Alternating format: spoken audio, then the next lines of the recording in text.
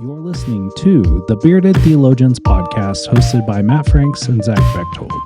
We hope you enjoy this week's show, and you can find out more about us by going online at beardedtheologians.com, where you can pick up a few t-shirts, listen to a few old episodes, and find ways that you can connect with us. Thank you for listening. You're listening to the Bearded Theologians podcast hosted by Matt Franks and Zach Bechtold. And we have returning to the show today, friend of the podcast and just friend in life and all-around great human being and pastor, the Reverend Rachel Billups with us again today. Rachel, thank you for being with us. Always an honor, friends. Always an honor. Thank you. We appreciate that. Would you remind our listeners a little bit about yourself? You've been on a few times now, but it's always good as a refresher. Yeah, right now I'm currently serving as the lead pastor of New Albany United Methodist Church in New Albany, Ohio, a place that's just absolutely fascinating. I was just talking to a friend about, we've been in the news a little bit and not for the great reasons.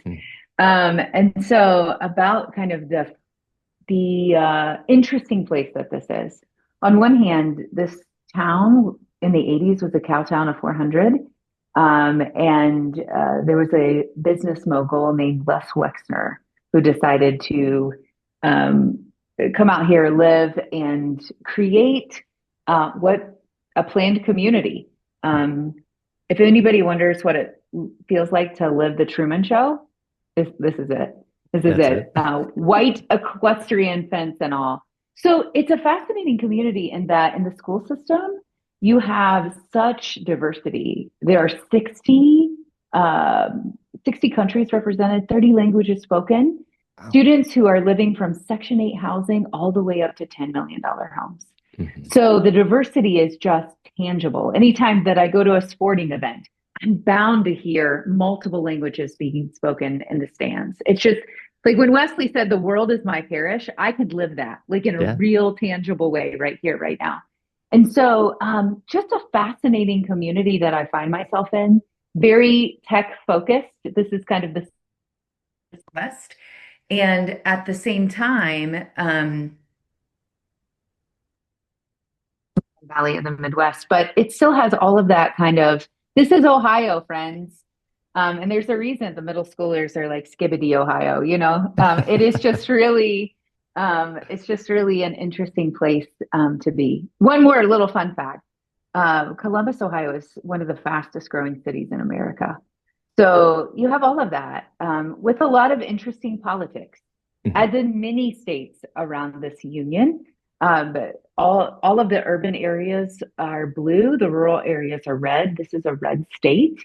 And so it comes with a lot of interesting politics and challenges. So welcome to the setting. And then on top of that, you know, like as though that isn't enough. And I imagine pastors who are listening, you can relate to some of that, any of that, all of that in some kinds of ways. I also happen to be a mama of 4. My oldest AJ is in college. And then I have Topher, who is in high school, David and Sarah, who are both in middle school and then elementary school. So I have the gamut. Of children. Sure, and married to my high school sweetheart. This summer, we will celebrate 25 years of marriage because we got married as babies. Yes. That is so true. So true. Good evangelical Christian kids. That's right. I can relate. We can have a whole podcast on that right there alone, friends. Yep. If you want to talk about that sometime, we can talk about that. But I'm here actually to talk about an Unlikely Lent. This is the second of a series. It's actually going to be 3 books. So I got a trilogy coming out. Hey. The first one was Unlikely Advent, and this one is Unlikely Lent. And really, all of these books are centered around this concept, like, who are we missing in the Bible? I mean, there are certain characters that we preach about all of the time. Peter, Paul, Jesus, you know, all that kind of thing. But who are those folks who are relegated to the margins of our Bible? And why don't we preach sermons on them? And so this Unlikely Lent, I'm looking at a variety of characters that you may or may not have heard sermons about. One of my favorites, you want to know my favorite, Of course. is the servant girl. It's chapter 2 in the book, the servant girl. I always have a favorite chapter. If you did Unlikely Advent, it was Herod, the chapter on Herod. Do you know how many pastors I've gotten? I've received emails, text messages from who are like, why the heck did you write this chapter? Like, I don't want to preach this, especially those who are doing Unlikely Advent this year. They were like, really, Pastor? This is and I'm like, doing? Look, I said, I wrote that book back in 2022. It's on you. Yeah. I can't help what the Spirit does. Like, it's on you. Right. And so this one on the servant girl, I'm looking at Peter's interface with the servant girl and how so often we assume that she's adversarial.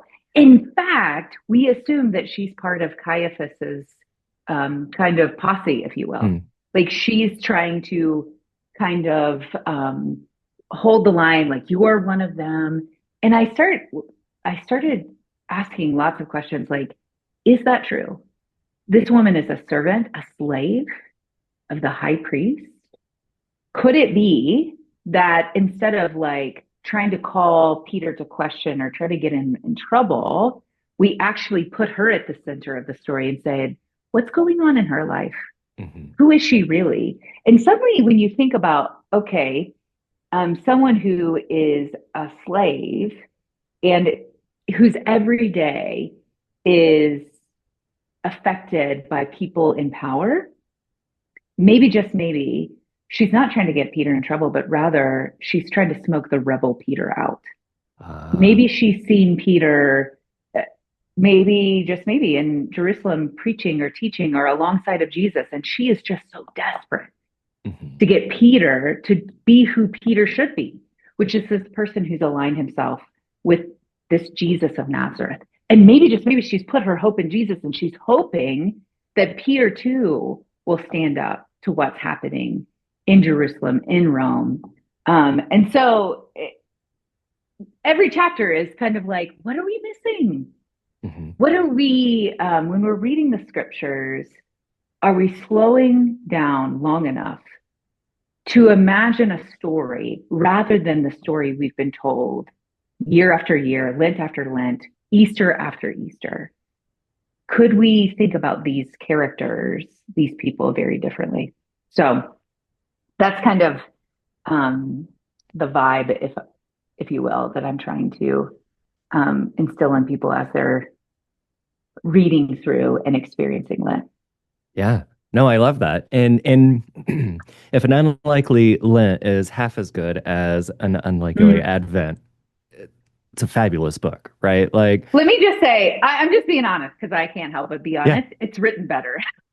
Right. And that was my follow-up of, I guarantee it's twice as good, right? Like, yes, let me just tell you a little secret about writing. The more you write, the better you get. The better you get. Like, yeah, I mean, just like, I'm not saying everything that you do. I'm always fascinated by that concept of, Malcolm Gladwell, was it in the, what book of his was it? The Tipping Point? That he talked about the 10,000 hours. 10,000 hours, rule. Yeah. That if you work on something for 10,000 hours, you're going to be like amazing. You're going to be prophetic. You're going to excel in it. I don't know that that's true. I just want to give like a little example. You're a runner. Some of you run. Do you run, Zach? I do run, yeah. Yeah. And so if I go out and run, 11-minute mile pace every day, just kind of plodding out there, if that's you, hallelujah, you're out there, you're sweating it out. I'm not being critical. But I'm never going to be a fast runner. Right. Even if I'm running like 15 miles a day, I'm training for a marathon.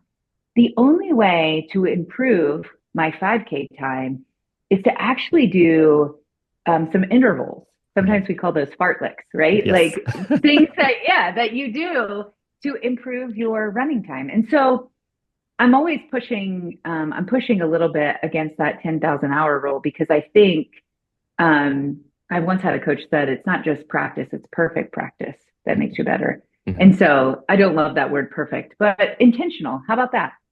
Intentional practice that makes us better. Yeah.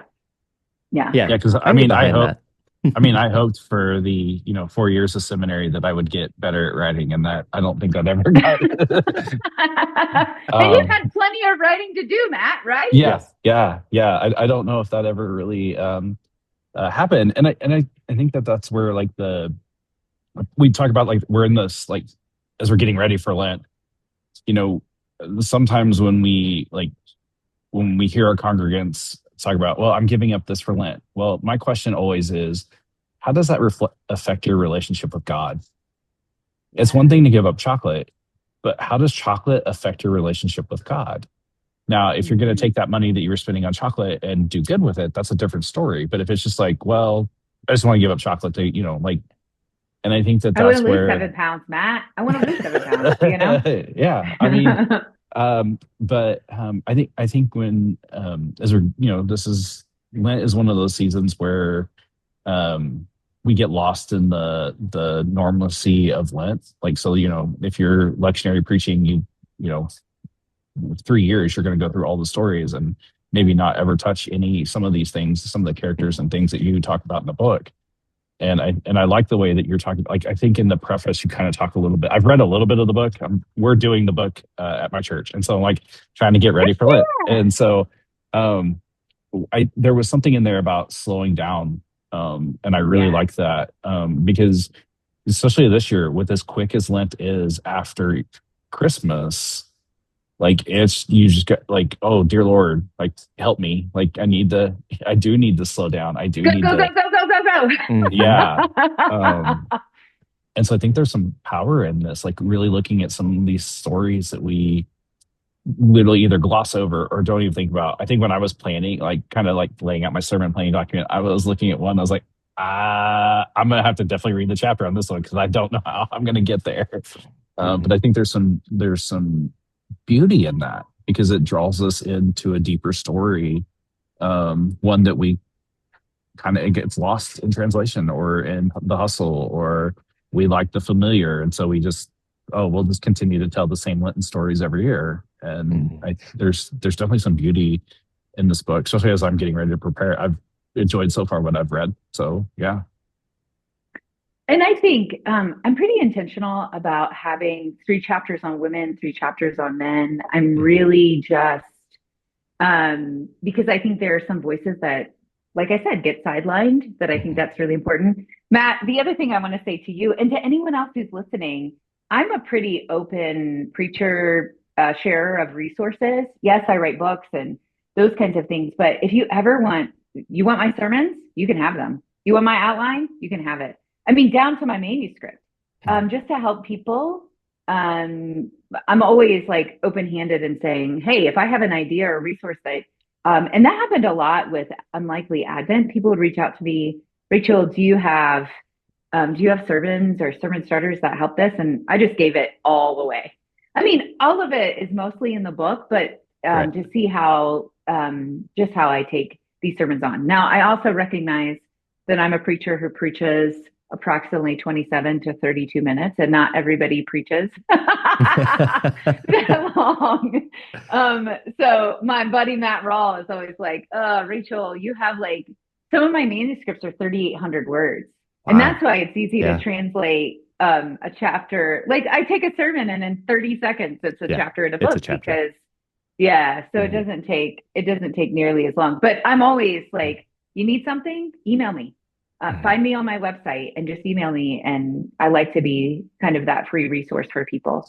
Yeah. The other piece that I want to say is each of these chapters, there's a particular practice that I encourage people to engage in. One of my favorite practices is from the chapter on Barabbas. The chapter on Barabbas is really centered in shame. And so I always say, I think it's a lot more healthy, and you guys can theologically debate this with me. When we talk about original sin, I just really, there's so much baggage that comes with that. I think it's a lot easier and a lot more applicable to people's daily lives to talk about original shame. Because that's what I see in the garden in the book of Genesis and Adam and Eve. And so one of the practices that I engaged in, I actually stole from Kairos prison ministry. Have you ever engaged in Kairos prison ministry? Sometimes at Kairos, particularly some of the people on my worship design team, and this is another, make sure I get back to my original point, but I have an incredible worship design team, and I'm in a church, and again, maybe some of your listeners can relate to this. I went from being the senior pastor of a church where I had multiple people on staff, like with all of our organizations, part of the time there, we had over 100 people on staff at Ginghamsburg. But not just the church proper, but the preschool and all of the other 501c3s that were a part of us. But then I came to this church and I was the only full-time person. And so I'm the only full-time person. Now I have a handful of other staff persons. Some of them are, I have one 3/4 time person, but everybody else is half-time or less. And many people are tiny, tiny stipends, So you're feeling me on this. And so to create a worship design team where we could really collaborate, because I have this absolute obsession with developing preachers for the future and preaching as a team. Like, I believe I do not have the monopoly on the Holy Spirit. And it is so powerful in our context when the gospel is proclaimed from different experiences, people, diverse people, all that kind of stuff. So my worship design team is made up of a couple of people on my staff team, but also I have 4 retired clergy who have made their way into my congregation. And I have a rule here. Retired clergy do not set the bench. You do not set the bench. And so they make up that team and they bring their experiences. I have a couple of those retired clergy. One of them is Dan Jackson, who came from the Florida Annual Conference, worked in Fresh Expressions, works with Todd Balsinger. It's just an absolute, he coaches people from across the country, and I've nabbed him and I won't let him go. And he was talking to me about his experience in Kairos and how one of the experiences is they write down kind of past harms and hurts and hangups. And they put them on this paper that dissolves, and then they stir it in the water, and then it's gone, like shame. And I was like, ooh, that could be really powerful. And so that's exactly, newsflash, I did this last Lent, but so I always test something out in my congregation typically before I put it out there. And so when we did that exercise and people wrote down their points of shame and they came up and they saw them dissolve, like just how powerful of an experience that was. And so I really want these tangible experiences for people in worship. So there, in every chapter, there's a practice that really shapes that entire chapter so that it's not just like, oh, I've learned something. No, I want us to experience something. I want us to embody something. What does that really, really look like? So I think those who are reading, I mean, you could do this personally, but if you're doing it in small groups or with your entire church, these practices are going to be really tangible and really helpful. So. I love that too, because I think for those of us who practice Lent in a way where we're giving up something or taking something on spiritual practice wise and trying to deepen our relationship in those ways, for so many, the first question is always, well, I don't even know what to give up or to take on or whatever. And a lot like a New Year's resolution, 2 weeks in, we're done. Like, oh shoot, I forgot to do it 3 days in a row. I guess I'm out. And to be able to introduce something every week in a way that says, hey, it's not so much about the longevity of it, but what can you do here? Like, what are the little things that you can do that bring you closer to God, that bring these things out in you during this season? I think that's awesome. I think that's a great way to incorporate the practices we do during Lent in a different way. And I do think I'm always trying to experiment because I do believe there's a place for proclamation. I don't want to ever say that, like, do I enjoy giving a 30-minute long TED Talk every single week? Sure. And again, I don't preach every single week. I have this team. I'll go back to that in a minute. But I also wonder, is it helpful? Like, are people experiencing, does it add to the experience and the transformation of real human beings? Like in our particular group of Christianity, United Methodist, are we actually making disciples of Jesus Christ for the transformation world? And does the worship, I mean, when we're worshiping God, but the way that we frame our worship, does it really help people connect the dots and move from a place of really consumerism? Let me just be blunt, to a place that says, no, I am a co-partner. I am a co-worker in this thing that we call the kingdom of God. So that's a bit of what I'm attempting to do, is get out of this just like consume, like preacher, you preach, and I will receive what you have for me, and moving people into this place that says, I'm going to move from consumption to contribution. I'm going to move from thinking that I'm at the center of the universe to thinking like, wait a second, I'm part of such a bigger whole. I'm just a piece of this community, this body of Christ. And so I think that piece is really very, very intentional. Friends, I always have an agenda. Like I'm always like, how do we do this? How do we do this? And I even wonder, I haven't done this so too often, but I even wonder, for example, podcasting, this kind of conversational dialogue kind of piece. Would we ever consider shifting experiences into something more like this and less wise sage on the stage or talking head, but more of a communal conversation? Lately, I've been drawn to the Quakers and how they sit in silence. And I know there's a term that I'm not thinking right off the top of my head. It's like something discernment, like this moment where they, instead of this message, they read the scripture and then they just let the Spirit. Yeah. This kind of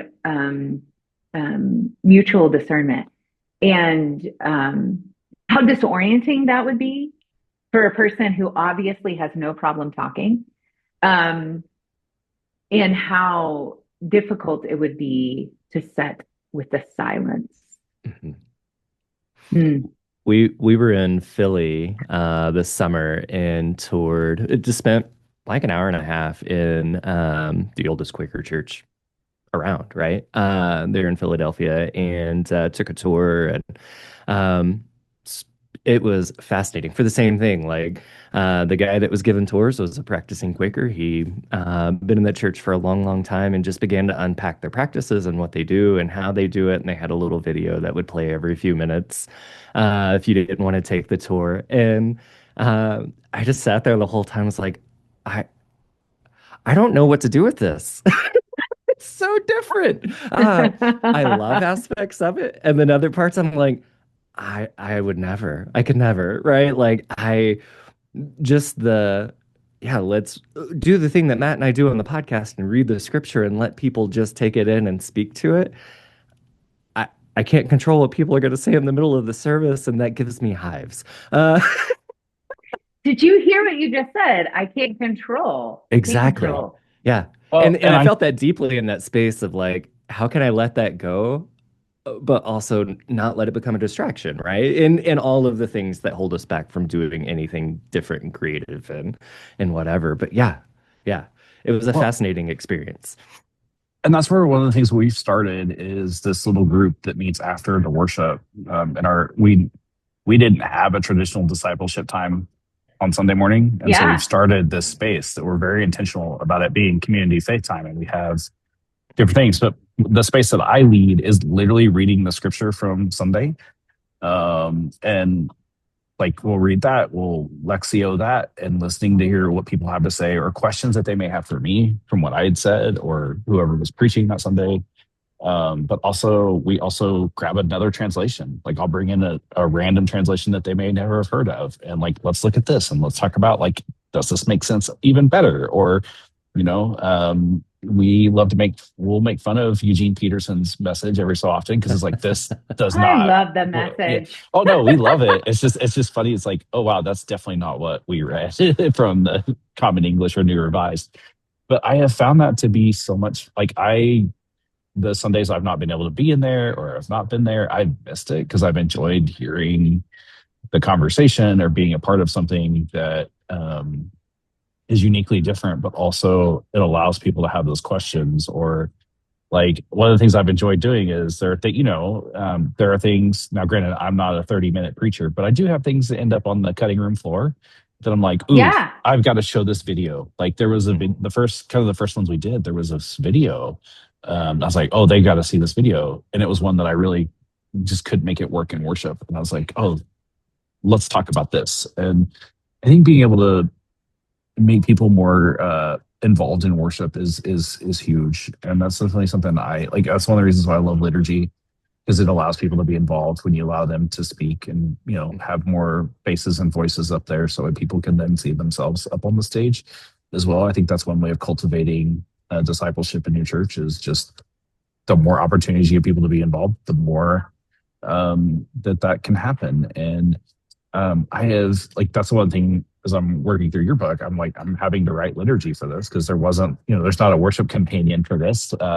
And so it's like, it's Thank you, been Abingdon. fun. Yeah. But it's also allowed me to ask other questions for people like, hey, like during Lent, what do we want for our liturgy package? How do we want to do that? How do we want to handle the music? And been working with my band on what they want to play. And I have to make sure I watch my mouth, because if I say something tongue in cheek, they'll play it. I'll never live down the Sunday they played The Distance by Cake, and that was a tongue in cheek conversation, but it worked perfectly. So I think I That's think awesome. when we lean into this season that we're in, I think there's some power in shaking some things up, doing some things differently if you have that space. Or if you're willing to let go of that control, Zach, maybe find a way to invite people in to have that conversation as part, like you and I have done, at both our churches, having us come in and have that conversation was helpful. I think Lent provides that opportunity for us to do something different, and nobody's like, oh, this is Lent. This is what we do during, something's always different during Lent. So like, I think that's a great space to, like, so you could do the shame practice, I think would be powerful. Yeah. Maybe not at a large corporate level, but maybe, hey, Sunday school classes that are doing this, like, this is, you need to do this. Like, this is non-negotiable for this week. Because I've done the practice of the water thing, and by the time you get to the end, the water's so murky. It's murky. It doesn't work. And so then you feel guilty that your shame didn't go away and others did. Here's a tip: big bowl, and always have a spoon that people can stir it, and then it just really does dissolve well. A couple of things that you're saying, two resources that I think are really helpful for both of these sides of this conversation. On the worship side, do you ever listen to Carey Nieuwhof, leadership podcaster? He always at the beginning of every year has kind of his trends that are disrupting the church. He just put those out recently in the last couple of weeks. In fact, I got on a live piece last week just to kind of listen. I love to get different perspectives from different church leaders, from different systems. And one of the things he was talking about is like our move from kind of content to encounter, especially in worship, that a lot of people, they can get content anywhere. They can get content on their podcast. They can get content from the church. And we put so many eggs in the content basket, but there's this real shift that people are wanting to have a holy encounter with God. And so how do we become, we can't, in our Wesleyan tradition, we understand that there is awakening. Like, people have awakenings, and we can't manufacture that. We can't, churches attempt sometimes to be very manipulative about that. We don't want that.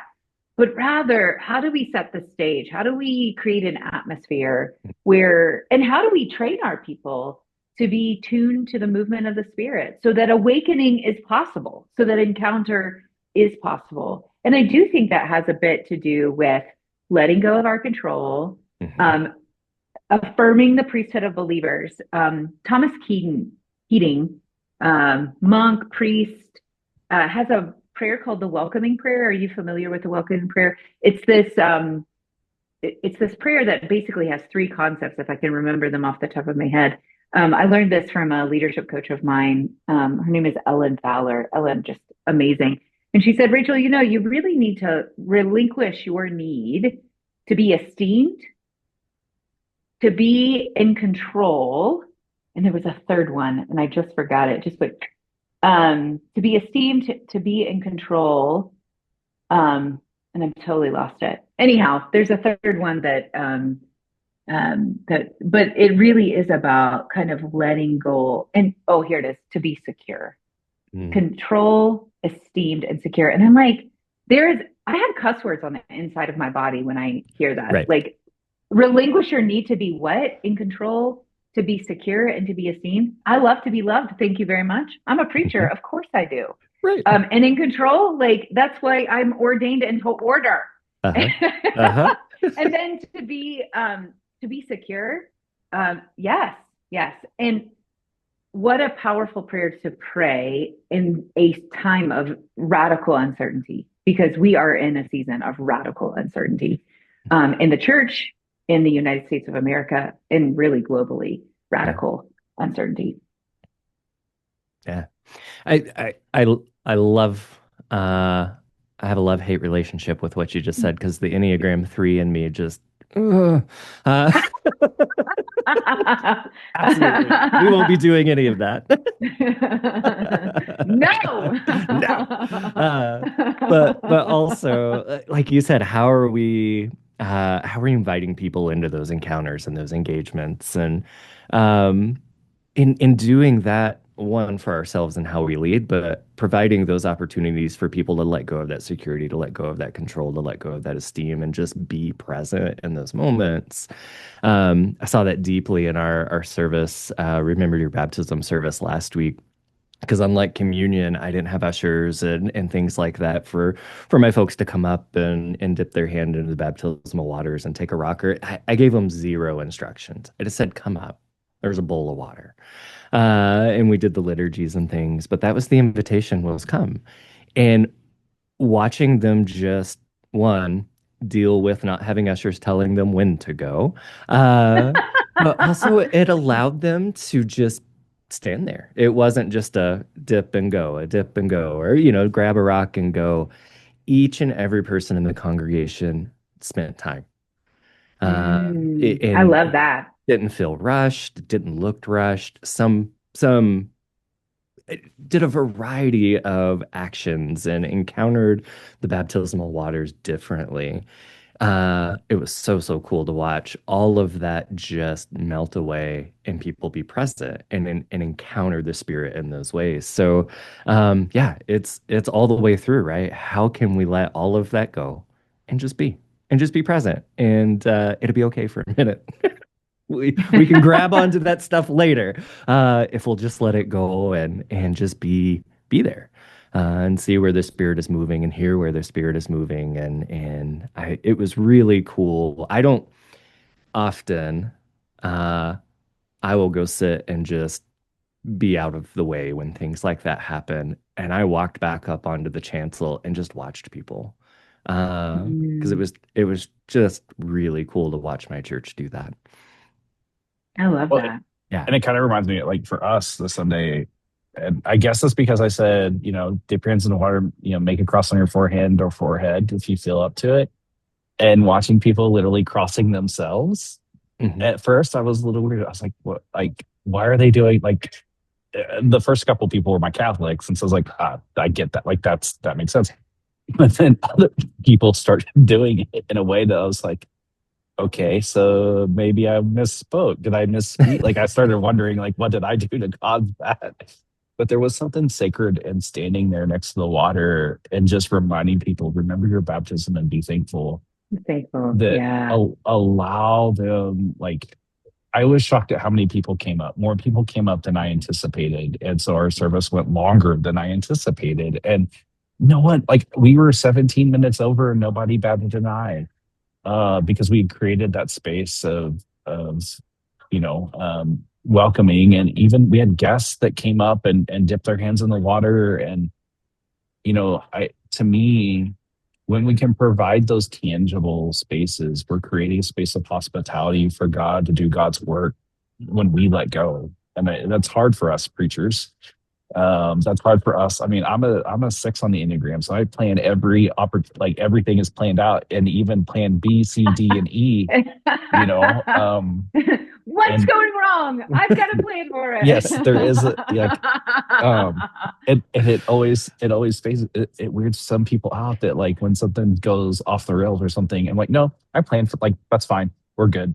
Like, I can handle that. Like, I planned for that. That one was on the list. And I think there's some power in when we create a space in worship for hospitality to occur, that hospitality of connection with God. And when we get out of the way, it gives people that space that our world doesn't.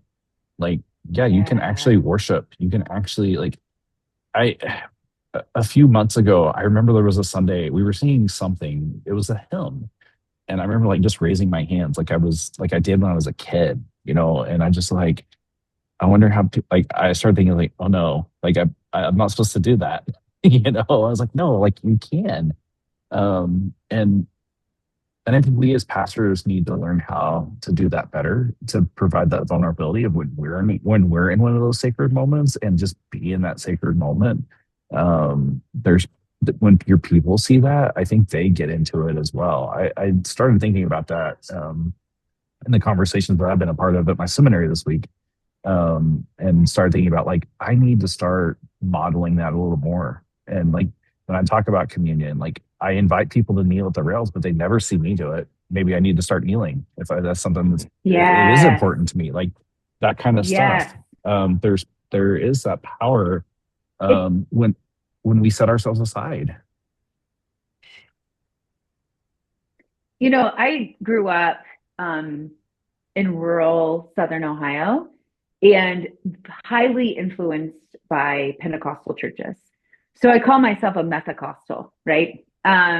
So I have a little bit, I don't speak in tongues. I've been open. Go ahead, Lord Jesus. I've never had the gift of tongues, but, and so when you're talking about these things, I love this stuff, because I just think, what the Pentecostals help us see is that there are spiritual muscles that sometimes, as United Methodists, and if you look at, like, the roots of our faith are just bursting with this kind of understanding of the Spirit. But when we kind of relinquish that control and we're just really obedient, like in the moment, like kneeling, when you feel like maybe I should kneel, or maybe I should raise my hands, or whatever it might. And it's not even just about should. I'm feeling this urge to do this thing. I have learned over the years that I do that thing. And I just, you know, like, because if I don't, then I just feel like the Spirit is stifled. And I want to train my folk to do that same thing in their lives. I have quite the reputation as a person and pastor who's never met a stranger. And I encounter people everywhere I go all the time and meet new best friends all the time. And I believe that we can have these holy encounters. And I really try to train my people to do the same, not just in the church service, but like every day of the week. And some of my holy encounters happen, I think it's because I'm forced to slow down. I don't know how many holy encounters I have on a plane. I do quite a bit of traveling. And when you're on a plane, nobody wants to talk to anybody, right? Except for me. I have this thing that says, tell me your whole life story, like plastered on my forehead. Like it is inevitable. It's inevitable. I had this one encounter actually that was just, I was so thankful it happened. I was at an airport and I was actually talking to Matt Rawl at an airport, and this total stranger comes up to me. Her name is Tammy. And Tammy is asking about like, where are we in line and what's happening? And I'm like, I'm not exactly sure. I think we're waiting. And she then reveals to me that her twin brother is dying of cancer and she's going to go visit him. And I get all these details. And right then and there, like when someone is telling you this, the Spirit tells me, pray. So long story short, Tammy and I like exchange phone numbers and I pray over her, and Matt's in my ear this whole time. And he's like, you talk about this all the time, but I just encounter that in real time, what that looks like. And so now not all the time, because he's like big dude that's 6'3" and a little more frightening than someone like myself, I'm sure. But he's had more of those encounters, and he's like, Rachel, those are legit. And they are, I call them like God adventures that like, you might be in the grocery store, you might be, but because every human being wants to be seen. Mm-hmm. Every human being has a story. Every human being has something they're going through. And if we just open ourselves up, it's amazing what God's going to do in and through those conversations. Now, I know I made every introvert throw up in their mouth a little bit. I get it. I get it. But like, it's amazing to me because even my mama, and I talk a little bit about my mama in my book, of course I do. Even my mama, who was the most introverted person, like legitimately when I was growing up, she had social anxiety. Absolutely. And as she like let her faith kind of untether some of that for her, it was amazing to watch her. And then she became a person that I'm like, Mom, you can't tell a stranger that. They don't want to know about your bowel movements, Mom. They don't want to know. No, you know, don't say that out loud. Yep. Like that's TMI. Like, yeah. But we talk about the airplane all the time. As a family in the church, I talk about it like that's the only place I'm not an extrovert. That's the only place I don't want to hear your story is on the airplane because I can't hear. There's too much going on and I have just enough hearing loss that I'm like, I'm out. I can't. I'm getting every other word from you. And so I will wear ginormous headphones with my earbuds inside with what I'm actually listening to so people won't talk to me. But the grocery store, the line at the bar, the drive-through line at McDonald's, whatever. I'll listen to your story all day long. You put me on an airplane, I just want to look at my iPad and not listen to anything. But it it's amazing. Yeah. And I understand like the limitations of that, right. But it's just amazing to me. And not every time, but like every other time. It happens all the time, right? Like all the time. Literally, I have gone through drive-thrus with my kids in town, and we'll have a conversation with the person handing us our drinks or food or whatever, and they're like, "Do you know who that is?" No. They just told you a lot about themselves. It's where we're at. That's what we're doing. That's where we're at. Because again, Matt, I think what you're doing after church is absolutely fabulous. Yeah. Because people are so longing to belong. Very much so. They're longing for community. And I think as we're talking about God encounters, it's not just about like feeling God's spirit or like the song moved me or the message moved me. It's about what you're doing. Mm-hmm. It's about people forming community in such a way that it's life-giving. Mm-hmm. And rather than just feeling like a person who's looking forward, they're circled together and they're actually creating deeper community and a place of belonging. Mm-hmm. I think the thing that I love the most about these last two books is the unlikely nature of it. That's what you get to be our first guest of year 10 of this podcast. Yeah, that's true. We celebrated 10 years as a podcast yesterday, and it's great. Oh, I love it. Yeah, and what the very basics of looking back on the last 9 years of recording shows is we take something that we may not be terribly familiar with in Scripture, read it, and talk about it. To bring that out because we want to have the conversation. And at the end of the day, if people listen to it, great. Matt and I wanted to have the conversation. We wanted to have this conversation with you today. And if 10 other people listen to it, we're pumped. But we got to have it. At least 37, Matt. At least 37. Or Zach, at least 37. I mean, you're 3 on the Enneagram. Come on. Like, there's a little bit of competition strength in there. Oh, 100%. 100%. We'll never be out of standby. But, I mean, we don't have their financial backing. I mean, come on, let's be honest. Like, but I think that you guys have shared something that for like this introvert is hell. Yeah. However, I have found myself like even last night. So last night I was at this brewery in Tulsa that they literally have a bearded theologian's beer. Mm-hmm. They have no connection to us. They didn't know us. Like we have, We like have this been trying to get them to we've sponsor been, us for years. yes, we've been trying to get them. Like even like there are pictures of Zach and I even sitting in the brewery together, drinking a Mhm. bearded theologian, Yeah. and like very little like connection. So last night I was sitting there, and the owner walked in, and he and I had this amazing conversation, and we were talking about like, why are you here? You live in Colorado, like that's beer mecca of the world.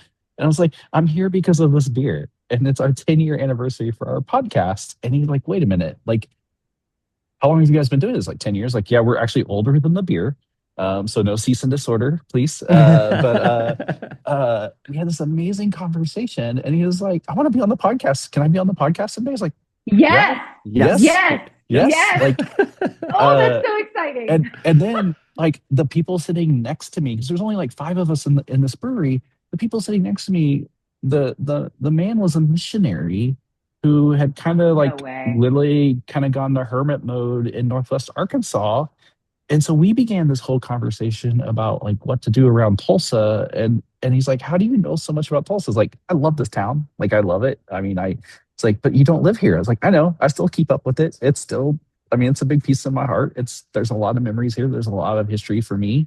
And I think when we open ourselves up to that spirit, one, you never know where it's going to take you. But I also think that it, like, especially as we're gearing up for Lent, what if we opened ourselves up during Lent to have those unlikely encounters that we wouldn't have like had elsewise? Like, I think there's power in that. Like, we're going through that right now with my oldest child in the recruitment process for her to go run in college. There's this college in Ohio that really wants her. They're going to fly her out. Like, I'm nervous and excited about this all at the same time. And yet, like, when we allow ourselves to be led by the Spirit, like, who knows where that's going to take us? Like, I think there's some really cool power in that, in a way that we have to step out of the way. I think far too often we as church people, whether we're leaders or whatever, like, I think we get in the way of the Holy Spirit too much.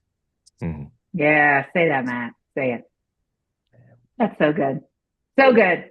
And I love that. I love that you said, even as an introvert, I stepped out of my comfort zone and just look what the Lord did. Look what the Lord did. I love all of that. Yeah. So, Rachel, go ahead. Go ahead, Zach. Oh, I was just going to say thank you. Anything else you want to unpack about the book? Any shameless plugs you want to throw out there? No, I just want to say it's a nice little, I know everybody can't see this, but like, look how pretty these are. They are really pretty. Yeah, they are really pretty. They did a great job on the covers. Yes. I know some people, it's been a little interesting. Even my Aunt Teresa reached out to me. She's like, oh my gosh, I wrote when you were posting about your new Lenten study that was coming out, I said I was reading that. I was reading your Advent study because they look alike. They do look alike, yeah. They look a lot alike. In fact, I'm like, oh, we should have made it white instead of purple, because the trade book is blue and purple, and they're just similar enough, and intentionally so. The graphic is similar enough, but white would have made it really stand out as like completely different. Like, this is not the same. And then like, but anyhow. But you can't go wrong with purple. So. No, but look at this. Now, my buddy Matt reminded me it's LSU colors. Really. He would do that. He would do that. So, I mean, but yeah, I feel like we've name dropped him enough on the show that does this one get the count too, towards his count? Yeah, that would be count. Exactly. Like number 27. Is that what he's up to? The only other thing that I want to say, I'm going to be out and about in a variety of places. I'm going to be in Indiana, in Anderson, Indiana, hanging out, doing some unlikely things with First United Methodist Church in Anderson in this season of Lent. I'm also going to be in Tulsa with Boston Avenue United Methodist Church. So I'm really looking forward to that experience with them as well. And then I always try to do something on Facebook that helps people. Facebook isn't always my favorite platform, but just in terms of creating community. So I'll create a bit of a community for those persons who are engaged and put some content out there just to help people, pastors, small group leaders, who are trying to kind of get through this material, and I'll try to start the week before Lent so that you get a little heads up on the progressive weeks that you're working on and working through. So try to be kind of intentional about just putting extra content out there that could be particularly helpful. So. Yeah, thank you. Thank you for doing that. We started this podcast with the idea of what it means for us to be collaborative as Yes. pastors, as churches, as communities. And the tighter we hold on to things, the worse off we are, right? So thank you for that spirit. Thank you for your willingness to be like, here it all is. Go That's nuts, exactly have right. fun. Yeah. Because we're gonna steal it from you anyway. So why not just give it free? Perfect. No, but that's what we should be, right? Like Yeah. let's be in community and collaboration together and see how it takes shape and works in the different contexts and communities that we put it out there in. It's awesome. I love that. It's a great example. Yeah. And I appreciate being on here. Oh my And gosh. bonus for being the first person in the 10th anniversary. Yeah. So. Yeah. You know who Yeah. doesn't get ever to start our years out? Matt Roll. Yeah, that's true. Yeah. That is very true. He gets the summer.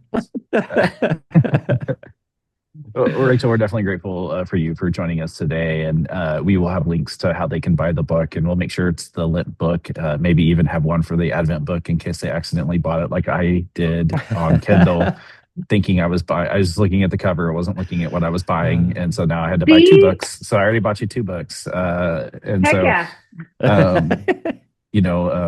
and so we'll definitely have those links in our show. But we're grateful for you, and thank you for joining us today. And so, listeners, you'll find those notes in the show notes. But we also want to encourage you to, look back. I mean, we have 10 years of content. We have some amazing content. Disregard the first year because we were trying to figure out what we were doing and nobody knew how to do a podcast at that time. But, we definitely have some amazing, would maybe encourage avoiding the Matt Rawl ones because they're kind of the same thing over and over again, same book, Really are. that sort of thing. But we are definitely grateful for you, our listeners. And so check us out at beardedtheologians.com. And so for the Bearded Theologians, I'm Matt Franks. I'm Zach Bechtold. Thanks for checking us out. Subscribe and like this video and push that thumbs up. Thank you for listening to the Bearded Theologians podcast. Don't forget to like, subscribe, and share on all social media outlets. You can check out old episodes and more information at beardedtheologians.com. Thanks for checking us out.